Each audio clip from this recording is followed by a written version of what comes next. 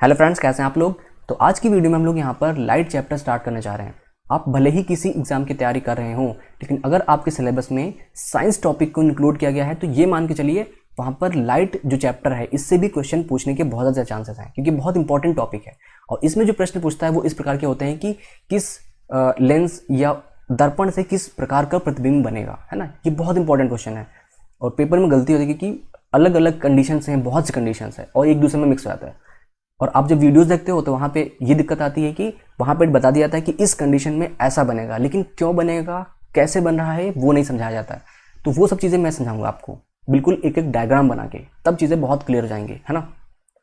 तो इस जो वीडियो आप देख पा रहे हैं तो इसमें मैं बात करूँगा समतल दर्पण से प्रतिबिंब कैसे बनता है, और आगे जो वीडियोज़ आने वाली हैं उसमें हम उत्तल अवतल लेंस और दर्पण के बारे में बात करेंगे, क्योंकि ये काफ़ी बड़े टॉपिक हैं तो एक वीडियो में समझाना थोड़ा मुश्किल हो जाएगा, है ना। तो चलो बेसिक से स्टार्ट करते हैं। पहले थोड़ा सा जान लेते हैं प्रकाश किरणों के बारे में कुछ जानकारी।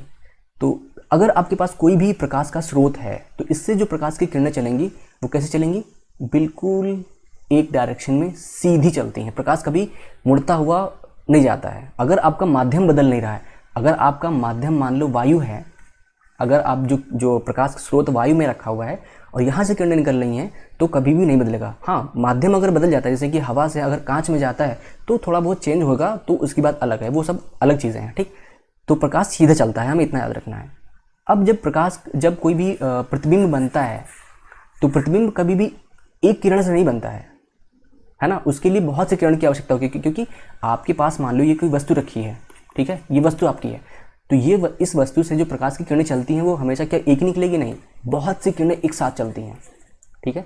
तो यहाँ पर जो प्रकाश का ये जो पुंज है ना, सॉरी, ये जो प्रकाश जो किरणों का ग्रुप है, ये ग्रुप है, इस ग्रुप को ही हम क्या बोलते हैं, प्रकाश पुंज, बीम ऑफ लाइट। क्लियर। तो अब यहाँ पे देख लेते हैं बीम ऑफ लाइट के 3 प्रकार हैं। कौन कौन सा है, एक तो हमारा है समांतर प्रकाश पुंज, एक है हमारा अभिसारी प्रकाश पुंज, एक है अपसारी प्रकाश पुंज। इन तीनों को अलग समझते हैं। सबसे पहले देखते हैं कि समांतर प्रकाश पुंज, जैसा कि नाम है, यहाँ पे किरणें भी वैसी ही निकलती हैं, बिल्कुल सीधी रेखा में। पहली बात तो प्रकाश सीधी रेखा में चलता है तो हमको पता ही है, लेकिन जो किरणें निकलेंगी वो एक दूसरे के समांतर होंगी, इस प्रकार से बिल्कुल सीधी निकलती चली जाएंगी।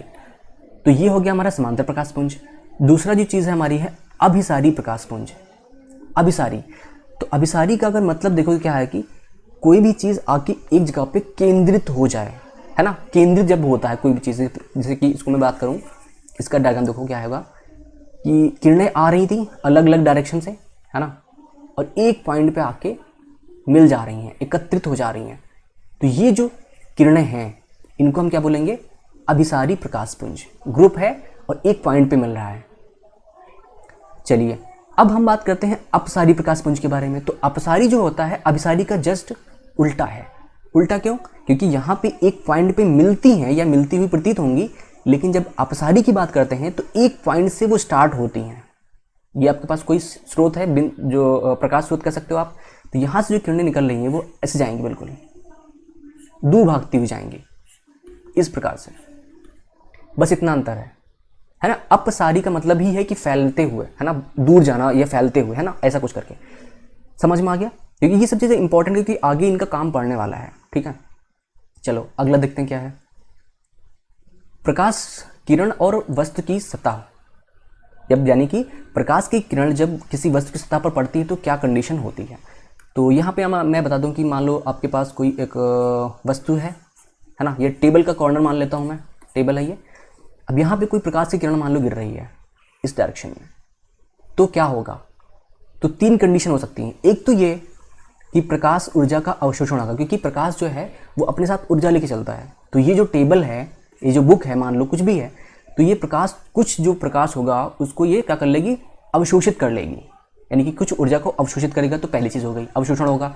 दूसरी चीज़ हो सकती है, यहाँ पे तो हमने लकड़ी की इमेज ली है, या फिर कुछ अगर प्लास्टिक की इमेज लेते हैं, या पारदर्शी या कांच की इमेज लो, तो क्या होगा, प्रकाश जो होगा इसको पार करके आगे निकल सकता है। ये भी तो हो सकता है ना, अगर कांच की इमेज हो तो क्या होगा, पारगमन हो जाएगा प्रकाश का, तो ये कंडीशन भी हो सकती है। तीसरी चीज़ हो सकती है कि आपकी जो इमेज है बहुत चिकनी है और बहुत बिल्कुल फाइन है ना, तो ये भी हो सकता है कि प्रकाश की किरण आए और इससे टकरा के वापस चली जाए, है ना। प्रकाश की किरण आई टकराई, वापस चली गई, तो इसको हम क्या बोलेंगे, परावर्तित होना, है ना। टकराने के बाद जब कोई चीज़ वापस चली है तो परावर्तन हो गया, सिंपल, है ना। तो यही चीज़ है। अब हम अगला जो टॉपिक हमारा होगा प्रकाश ऊर्जा का परावर्तन, इस पर बेसिकली बात करेंगे, क्योंकि इमेज जो बनती है खास करके इसी से बनती है ना। तो यहाँ पर भी हम सबसे पहले एक उदाहरण लेकर देखते हैं। मान लेते हैं आपके पास एक कोई तल है, यानी कि समतल तल है ना। इसको आप एक मान लो दर्पण ही है, जिस दर्पण में आप अपना चेहरा देखते हैं डेली, उस दर्पण को लेते हैं, है ना। वो क्या होता है, पूरी तरह से समतल होता है और चिकना भी होता है।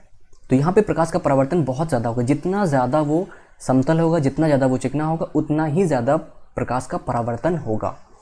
तो यहाँ पे मान लो ये किरण आ रही है, ठीक है, ये किरण आई, ये तल है आपका, इससे टकराई, तो ये आपका टकराने के बाद अगर ये वापस उसी माध्यम में चली जाए, है ना भाई, ये माध्यम क्या था, ये आपका वायु है, तो इसमें आई, ये तो कांच है नीचे, है ना, ये तो कांच है। तो इससे टकराने के बाद अगर ये वापस चली जाती है उसी माध्यम में, पुनः उसी माध्यम में चली जाए, तो इसको कहेंगे हम परावर्तन हो रहा है। लेकिन अगर ये मान लो किसी डायरेक्शन में आगे चली जाती तो हम इसको अपवर्तन बोलते या कुछ और बोलते, जो भी चीज़ें बोलेंगे वो बात की बात है। लेकिन परावर्तन में यही चीज़ होती है कि आए और उसी माध्यम में वापस जाए, तो अब हम परावर्तन बोलेंगे। अब ये परावर्तन डिपेंड करता है कि आपका तल कैसा है ना, क्योंकि यहाँ पर तो हमने जो तल लिया था वो कितना कैसा था, समतल था। तो समतल से जब भी प्रकाश का किरण जो परावर्तन होगा वो कैसा होगा, देखो, अगर सभी किरणें एक एंगल पे गिर रही हैं, मान लो इस एंगल पे गिर रही हैं, ठीक है, ये भी ऐसे आई, ये भी इस ऐसे ही झुकी हुई है, बराबर, मतलब झुकाव जो है सभी का अगर बराबर है, तो ये जो वापस जाएंगी वो उसी उतना ही एंगल लगभग बनाएंगे। ये देखो सब ऐसे जाएंगे, ठीक है। तो ये चीज़ होती है समतल परावर्तक तल। अब मान लो अगर आपके पास कोई खुरदरी चीज़ हो, जैसे कि लकड़ी का टुकड़ा कोई हो, कुछ भी पड़ा हुआ या कागज़ का है, तो कभी आपने देखा कि उससे इमेज बन पाई, नहीं बनती। क्यों नहीं बनती, इसका कारण ये है कि आपका मान लो लकड़ी का टुकड़ा है, ऐसा खुरदरा सा है, अब इस पर जब प्रकाश की किरण पड़ेगी तो क्या होगा, प्रकाश की किरण आई, अब ये किस डायरेक्शन में जाएगी हमको नहीं पता, ये वापस आएगी, हो सकता है ऐसे चली जाए, यहाँ से सीधे किरण आ रही थी, हो सकता है इस डायरेक्शन में मुड़ जाए, हो सकता है आए और ये वापस चली जाए, या फिर किसी एंगल पे ऊपर चली जाए, कैसे चली जाए नहीं पता हमें ना। तो यही चीज़ है, जब खुरदरा परावर्तक तल होगा, जब परावर्तक तल हमारा खुरदरा होगा, तो प्रकाश की जो किरणें होती हैं परावर्तन के पश्चात अलग अलग डायरेक्शन में चली जाती हैं, यानी कि प्रकाश का परावर्तन बहुत कम हो पाता है, या अलग अलग डायरेक्शन होता है, इसलिए हमारी इमेजेस नहीं बन पाती हैं। यह बनती भी तो ऐसी, देखो आप जब देखते हो, अगर आप शीशे के सामने खड़े हो, आपको तभी आपकी इमेज दिखती है। आपके पास अगर शीशा होता है तो शीशे के सामने आप खड़े होते हो, तो जब आप शीशे के जस्ट सामने खड़े हो, ठीक है, तभी आपकी इमेज शीशे में आपको दिखती है। लेकिन अगर आप यहाँ पे खड़े हो, शीशा आपका इधर सामने की तरफ लगा है, आप यहाँ पे मान लो खड़े हो, तो क्या आपकी इमेज बनेगी, बनेगी तो, लेकिन क्या आपको दिखेगी, वो नहीं दिखेगी। लेकिन अगर आपके रूम में चेयर रखी है, तो चेयर को आप हर डायरेक्शन से देख पाओगे, जहाँ जाओगे वहाँ से आपको दिखेगी। क्यों, क्योंकि इसमें जो परावर्तन होता है वो केवल एक सीधी डायरेक्शन में ही होता है। अगर इस प्रकार से आ रही किरणें तो ऐसी ही वापस जाएंगी, तो इसलिए आपको प्रतिबिंब एक ही साइड से दिख पाता है। लेकिन जो कुर्सी या मेज है उसमें जो इससे तो परावर्तन होता है वो हर डायरेक्शन में होता है, इसलिए वो चीज़ आपको हर जगह से दिख जाती है। समझ पा रहे हो ये चीज़, क्लियर। तो जब आपका परावर्तन इस प्रकार से हो, जब समतल से परावर्तन होगा, ठीक है, जब आपका परावर्तन समतल तल से होगा तो उससे जो परावर्तन हो रहा है इसको हम बोलते हैं नियमित परावर्तन, ठीक है, इसको हम बोलते हैं नियमित परावर्तन। जब आपका परावर्तन किसी खुरदरे तल से हो, है ना, किसी भी डायरेक्शन में अगर चला जाए, तो इसको हम क्या बोलेंगे, इसको हम बोलेंगे अनियमित परावर्तन। नियमित और अनियमित, तो चिकना है तो नियमित है, अगर खुरदरा है तो अनियमित है, बस सिंपल चीज़। ये चीज़ें कभी कभी पूछ सकता है, कोई ज़रूरी नहीं है, बट थोड़ा बहुत जान लोगे तो कुछ घट नहीं जाएगा, बढ़ेगा ही। अब हम बात करते हैं परावर्तन के नियमों की।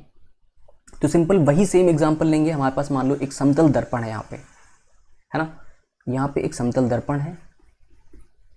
अब इसमें एक किरण आ रही है, इस प्रकार से आई, अब ये किरण टकराने के बाद क्या होगी, परावर्तित होगी। तो परावर्तन कैसे होगा, ठीक है, इसके पहले समझो ये चीज़, कि ये आपका तल है, इस पर एक अगर हम अभिलंब डालें, एक लंब अगर डालते हैं इस पॉइंट पे, ठीक है, थोड़ा समझने के लिए आसानी हो जाएगी। अब हमको ये पता चला कि कितने झुकाव पे आई है, इंसिडेंस तो हुई है रे, कितने एंगल पे हुई है। तो मान लो ये जो एंगल है ये हमारा आई है, ठीक है, आई एंगल के झुकाव पे ये इंसिडेंट हुई। अब ये जब परावर्तित होके जाएगी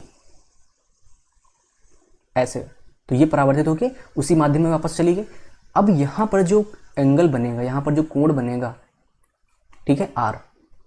तो अब ध्यान देने वाली बात यहाँ पे है, पहला जो नियम है वो ये कहता है कि आपतित किरण, ये जो नीचे आई है, जो किरण आती है समतल तल पे गिरती है, तो उसको बोलते हैं आपतित किरण।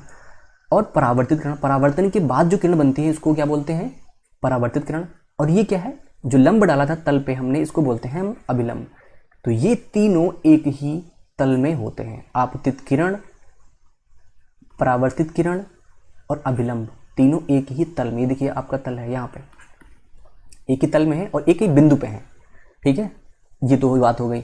दूसरी बात, आपतन कोण और परावर्तन कोण बराबर होते हैं, यानी कि अभिलंब से ये जो कोण बन रहा था आपका आई, ठीक है, ये बराबर होगा किसके, अभिलंब और परावर्तित किरण के बीच का जो कोण आर है इसके बराबर होगा, यानी कि angle I is equal to angle are.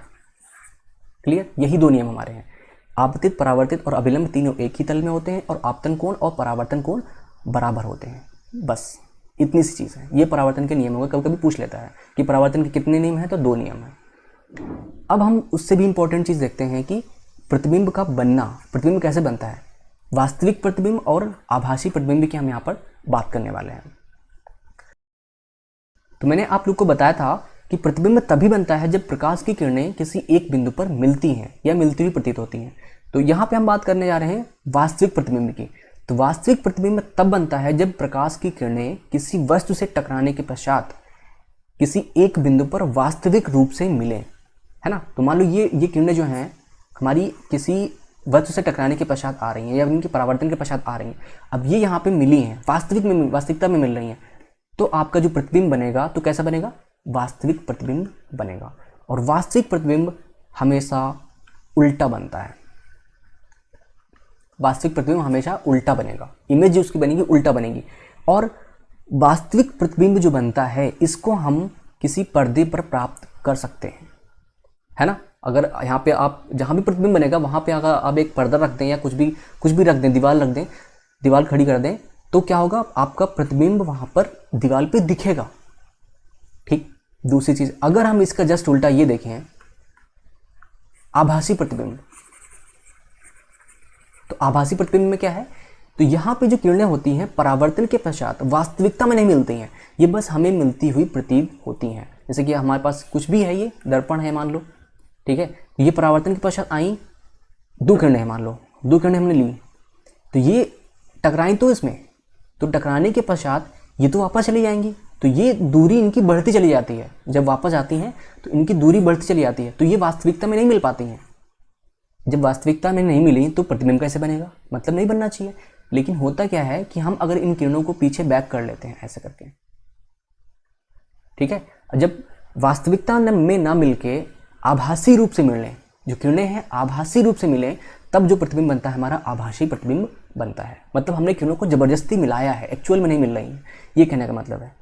तो इससे जो प्रतिबिंब बनता है, जो आभासी प्रतिबिंब बनता है, आभासी प्रतिबिंब को कभी भी पर्दे पर प्राप्त नहीं कर सकते, प्राप्त नहीं कर सकते। भाई वास्तविक चीज को ही तो आप कहीं ना कहीं देख पाओगे, आभासी चीज को हम नहीं बना सकते कहीं, सिंपल चीज है ना। तो चलो इसको थोड़ा सा और समझते हैं कि अब समतल दर्पण से प्रतिबिंब बनता कैसे है ना, एक्चुअल में देखेंगे। चलो देखो क्या है, ये हमारा आ गया समतल दर्पण से प्रतिबिंब का बनना। तो प्रतिबिंब कैसे बनेगा समतल दर्पण से, इसके लिए हमने यहाँ पे एक दर्पण ले लिया है ना, जो घर में हम लोग चीज़ा यूज करते हैं, सिंपल वही दर्पण। अब हमें आवश्यकता एक वस्तु की है, तो एक वस्तु खड़ी कर लेते हैं यहाँ पे, ठीक है, ये आपकी वस्तु हो गई। अब यहाँ से किरणें चलना प्रारंभ करती, एक जो किरण है बिल्कुल मान लो सीधी चल के आती है, यहाँ तक चल के आई, ठीक। अब जो बाकी जो किरणें हैं थोड़ा सा मान लो यहाँ पे चल के आई हैं, 3 किरणें हम यहाँ पे लेंगे। अब तीनों किरणें यहाँ पे टकराती हैं, ये जो मैंने डॉट डॉट बनाए हैं यहाँ पे टकराई हैं। टकराने के पश्चात क्या होगा, समतल दर्पण है क्योंकि किरणें क्या होंगी, वापस चली जाएंगे टकराने के पश्चात। तो ये जो इसको मैं दिखाऊंगा ब्लैक कलर से, ठीक है। तो ये देखो, ये किरण तो आई है और बिल्कुल सीधी आई है। तो जो सीधी आई है, सीधे आने का मतलब है सी से जो हमारा दर्पण है, दर्पण की बिल्कुल समांतर आई है, तो ये तो वापस चली आएगी।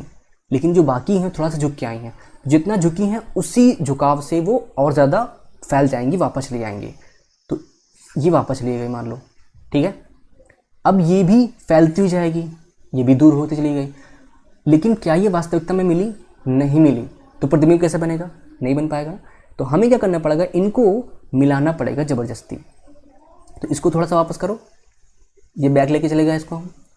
अब इसको भी वापस लेके जाओ, इसको भी वापस लेके जाओ, सबको भी बैक लेके गए, वापस लेके गए। अब देखो यहाँ पे, ये यहाँ पे मिल गई। अब इससे क्या पता चलता है कि हमारी जो इमेज बनेगी वो यहाँ पर बनेगी, ठीक है। अब ध्यान दो यहाँ पे कि प्रतिबिंब हम इधर से देख रहे हैं, हमारी आंख इधर है, लेकिन हमारी प्रतिबिंब कहाँ बन रही है? दर्पण के जस्ट पीछे बन रही है। अब इससे क्या पता चला कि हमारी स्थिति क्या है? एक चीज तो ये कि दर्पण के पीछे बनेगी, ध्यान दो, दर्पण के पीछे बनेगी इमेज। दूसरी चीज, अगर इसकी ऊंचाई देखो आप, यानी कि देखो यहां से, और ये ए बी है मान लो, ये ए बी, ये ए डैश बी डैश, इन दोनों की अगर ऊंचाई देखो तो बराबर है। तो इसका मतलब क्या है? समान आकार की बनेगी, समान आकार की बनेगी। और एक चीज देखो कि मैंने बताया था कि जो किरणें अगर वास्तविकता में मिलती हैं तो वास्तविक प्रतिबिंब, आभासी रूप से मिलती हैं तो आभासी प्रतिबिंब। आपको कैसे दिख रहा है? किरणें मिली नहीं है, हम लोगों ने जबरदस्ती मिलाने की कोशिश करी, तो ये क्या होगा यहाँ पे? ये आभासी प्रतिबिंब बनेगा, ठीक है। आभासी प्रतिबिंब बना। कैसा बन रहा है? सीधा बना, क्योंकि ये वस्तु पलटी नहीं है वहां पे। कैसा बनेगा?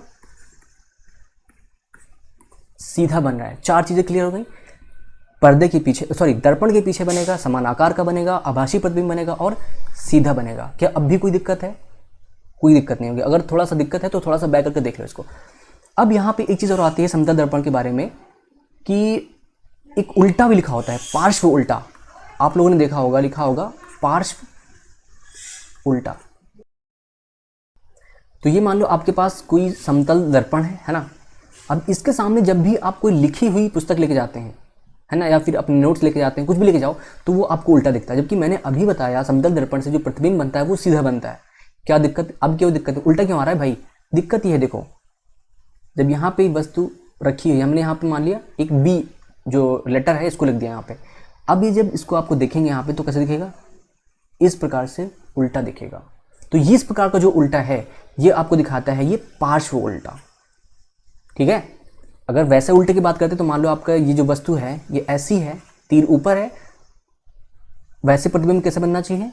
ऐसे। इसको हम बोलेंगे उल्टा। लेकिन जब इस प्रकार से उल्टा हो, जैसे कि मान लो इधर से ये तीर था, अब ये ऐसे दिखे, तो इस प्रकार के उल्टे को हम बोलते हैं पार्श्व उल्टा। और ये जो ब्लैक वाला है ये है उल्टा, जो सिंपल हम टर्म यूज करते हैं, है ना। तो यहाँ पे जो प्रतिबिंब क्या बनता है, समतल दर्पण से सीधा बनेगा लेकिन पार्श्व उल्टा बनेगा, है ना। समझ में आ गई? तो अब देख लेते हैं कि समतल दर्पण का यूज कहाँ करते हैं, है ना। ये इंपॉर्टेंट चीज है कि पेपर में पूछता है। कार में जो रेयर व्यू के लिए जो मिरर यूज किया जाता है वो हमारा समतल दर्पण ही होता है। रेयर व्यू का मतलब क्या है? ये आपको मान लो कार है ना, ये ड्राइवर सीट है, यहाँ पे ये बगल वाली सीट है कोई, तो यहाँ पे जो आपको शीशा लगा रहता है पीछे का चीजें देखने के लिए कि पीछे कोई गाड़ी कौन सी आ रही है, जो बीच में शीशा लगा होता है। मैं किनारे वाले की बात नहीं कर रहा हूँ, जो किनारे शीशे लगे होते हैं बाहर की तरफ निकले हुए, उनकी बात नहीं कर रहा, मैं यहाँ वाली शीशे की बात कर रहा हूँ। तो यहाँ जो शीशा यूज किया जाता है, जो दर्पण यूज किया जाता है, वो कौन सा होता है? हमारा समतल दर्पण होता है। एक चीज आपने देखी होगी कि जो हमारी एम्बुलेंस होती हैं, तो एम्बुलेंस में इस तरह से आगे और पीछे कैसे लिखा होता है? सॉरी, इसको तो मैं लिख भी नहीं पाऊंगा उल्टा करके, ऐसे लिखा होता है AMBLULAN,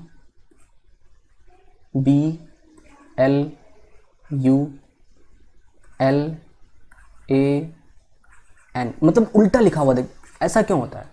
ऐसा इसलिए होता है कि यहाँ पे जो आप ड्राइवरी, मतलब मैं कार चला रहा हूँ या आप चला रहे हैं, तो आपको इसमें दिखे ये एम्बुलेंस सीधा दिखे।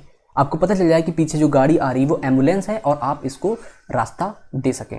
क्लियर है? इसलिए होता है।